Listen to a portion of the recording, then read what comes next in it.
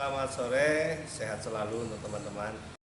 Selamat sore Pak Sindi Sakir, bagaimana penjelasan Bapak sebagai Ketua DPD Partai Golkar terkait beberapa waktu lalu bahwa Partai Golkar telah melakukan koalisi abadi dengan Partai PAN? Mohon memberikan penjelasan kepada masyarakat Cilacap. Jadi sebenarnya gini, itu kan pernyataan dari salah satu pihak yang saya juga tidak bisa memastikan siapa. Jadi intinya itu adalah kan karena memang kondisi perpolitikan di Cilacap, kebersamaan Golkar dengan beberapa partai lain termasuk dengan Partai Amanat Nasional. Jadi memang sejak pemilu tahun 2007 kita sudah bersama, 2012 bersama, 2017 bersama. Tapi kan di tahun 2017 itu juga bersama dengan dua partai yang lain, yaitu ada PKB dan Demokrat. Jadi koalisi abadi ini kurang tepat penggunaannya kalimat itu. Jadi diktum koalisi abadi itu tidak ada dalam koalisi itu kan, sepanjang kita punya satu visi, satu misi, ide dan gagasan yang sama, Golkar tetap terbuka untuk bekerjasama dengan pihak manapun, seperti itu. Dan saat ini Golkar sedang konsentrasi untuk menyelesaikan, kita kan bertanggung jawab kepada masyarakat ya, pemilu tahun 2017 selesai, nanti 2022 Golkar bersama PKB, bersama PAN, bersama Demokrat itu punya tanggung jawab yang sama untuk mengawal pemerintahan dengan tidak mengesampingkan pihak-pihak yang saya tidak katakan oposisi, tapi ini pihak di luar. Kita juga komunikasi di DPRD baik, dan apalagi situasi di DPRD ini cukup mencair karena panjenengan mungkin rekan-rekan pers tahu bahwa di DPRD ada beberapa pejabat teras partai ya, salah satunya adalah Pak Ketua sendiri, Ketua PDI, Pak Suyatno, Ketua Gerindra, kemudian ada Pak Didi, Wakil Ketua DPC PKB, Pak Munir Bendahara PKB, dan juga Pak Rohmat, Sekretaris DPD PAN, dan juga partai yang lain, Mas Cahyo termasuk Sekretaris Nasdem dan teman-teman yang lain. Jadi intinya adalah koalisi ini kan kami memang koordinasi komunikasi dengan PAN masih baik sampai saat ini.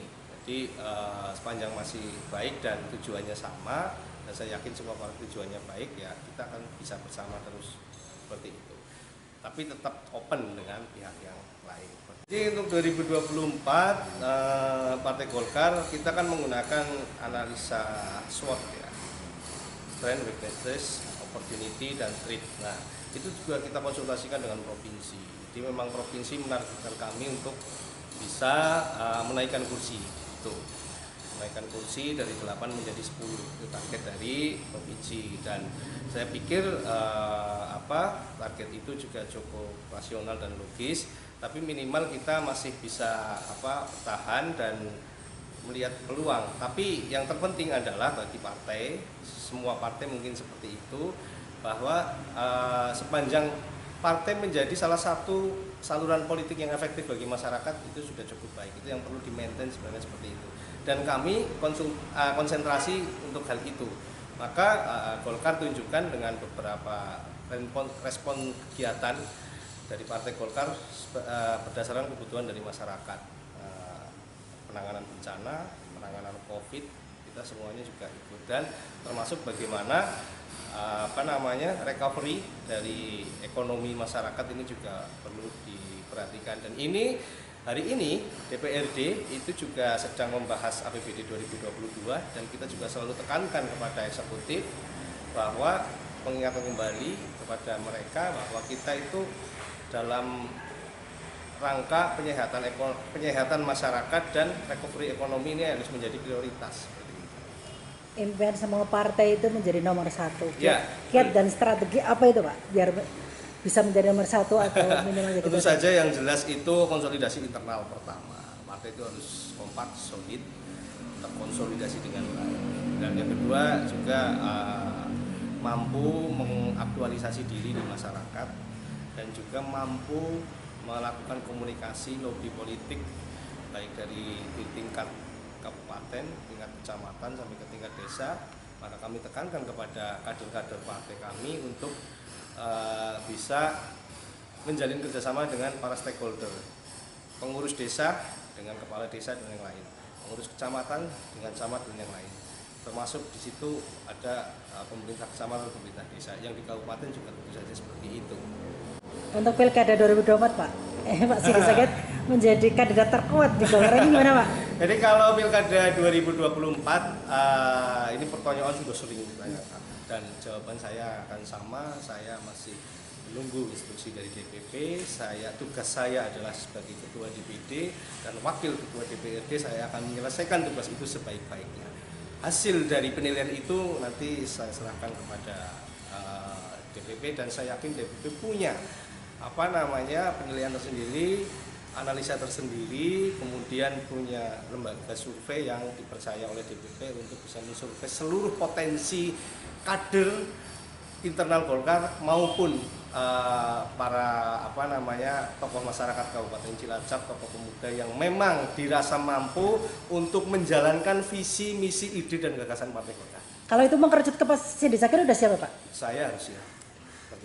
Info-info angin-angin segar yang di nasional ini dengan Golkar ini, Ganjar ini sedang merapat ke Golkar, itu menurut Pak Sindi selaku ketua DPD itu seperti apa dengan isu nasional seperti itu Pak? Dengan isu kan saya tadi sampaikan bahwa Golkar itu kan menganalisa, menimbang-nimbang kader internal dan eksternal. Pak Ganjar ini kan juga tokoh bangsa. Beliau cukup mumpuni, 2 periode memimpin Jawa Tengah dengan elegan luar biasa. Jadi kalau memang petinggi-petinggi kami tingkat pusat punya pertimbangan tertentu untuk bisa merangkul beliau, ya kami yang selaku kader di bawah akan siap seperti itu. Dan kami juga siap ketika diperintahkan oleh DPP untuk segera mensosialisasikan atau mungkin mengkomunikasikan dengan yang lain. Tapi Partai Golkar khususnya DPD 2 Kabupaten Cilacap masih berpegang teguh kepada hasil Munas, yaitu adalah calon tunggal presiden dari Partai Golkar adalah Ketua Umum kita Bapak Insinyur Erlangga Hartarto. Tentunya dengan seperti itu, bahwa pengalaman Golkar itu biasanya pinter menyalip di setiap tikungan, dalam tikungan-tikungan politik ke depan, artinya dalam pilkada dan dalam pileg legislatif. Ini tadi Pak Sindi menyampaikan akan berusaha semaksimal mungkin untuk Golkar yang terbaik. Tentunya penekanannya seperti apa ini di 2024 Pak? Kalau untuk pilihan legislatif kita tentu saja kita kan sekarang lagi susun kepengurusan sampai tingkat desa. Kita refresh, artinya yang kita sekarang adalah masa eranya information technology. Otomatis kader kita harus bisa melek. Jadi contoh misalnya kalau ada ketua PIMDes yang tidak bisa melek IT, sekretarisnya yang muda dan melek IT. Itu kombinasinya seperti itu. Kemudian tidak kalah penting adalah Golkar itu punya yang namanya fungsionaris partai. Fungsionaris partai ini nanti yang dipersiapkan sebagai bakal calon anggota legislatif di pemilu yang akan datang. Yang jumlahnya adalah 200% dari jumlah kursi yang ada di dapil. Itu fungsionaris. Ya, kita nanti potret tokoh-tokoh mana nih di masing-masing dapil yang bisa bersama-sama dengan kami. Akhir-akhir ini sering sekali dekat dengan Pak Didi PKB, ini ada misi apa ini Pak Sindi Sakir ini?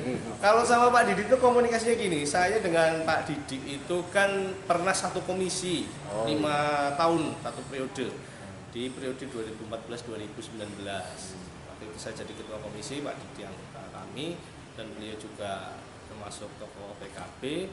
Ya komunikasi biasa saja cuma. Sebenarnya ada duet-duet mendatang ya, seperti itu Pak? Saya kembalikan kepada DPP. Oh gitu. Ya. Ya, terima kasih Pak Sidi, sukses selalu untuk Terima Golkar. kasih, sukses sehat buat panjenengan semua masyarakat Kabupaten Cilacap.